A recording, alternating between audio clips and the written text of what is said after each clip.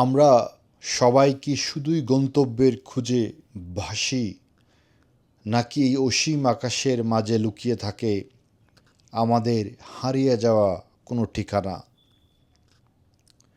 জানালার পাশে বসে যখন মেঘের এই অপার রূপ দেখি, তখন মনে হয় সময় যেন এক মুহূর্তের জন্য থমকে গেছে। ৩০,০০০ ফুট উঁচুতে পৃথিবীর সব ব্যস্ততা আর কোলাহল ছেড়ে এখানে শুধু আপনি আর আপনার ডানা মেলানো স্বপ্ন।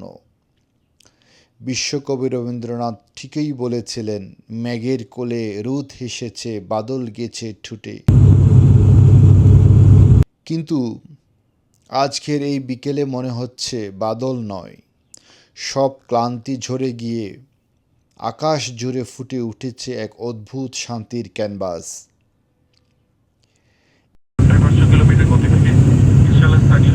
এই যে তুলোর মতো শুভ্র মেঘের ভেলা ভেসে যাচ্ছে অনন্তের পানে, এই দৃশ্য আমাদের ভেতরে লুকিয়ে থাকা এক গভীর সত্যকে জাগিয়ে তোলে।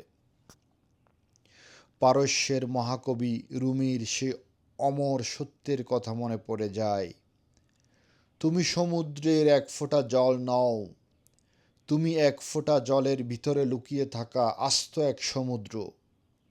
আসলেই তো, একদিন আমাদের এই চঞ্চল রূহ, এই আত্মা, সব মায়াজাল ছিন্ন করে পাড়ি দেবে তার আসল গন্তব্যে, আলমে আরোহাতে, যেখানে থেকে একসময় আমরা সবাই এসেছিলাম।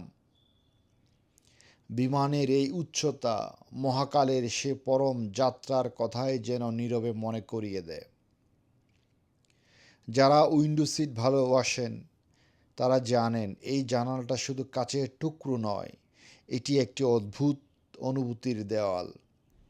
কারো জন্য এটি প্রিয়জনের কাছে ফেরার তীব্র আনন্দ, কারো জন্য দেশ ছেড়ে বহুদূরে যাওয়ার বোবা কান্না, আর কারো জন্য নিছকই নিজেকে নতুন করে খুঁজে পাওয়ার মুহূর্ত। মেঘের উপর ভাসতে ভাসতে আমরা হারিয়ে যাই শৈশবে, ফেলে আসা দিনগুলোতে, কিংবা কোনো প্রিয় মানুষের স্মৃতিতে।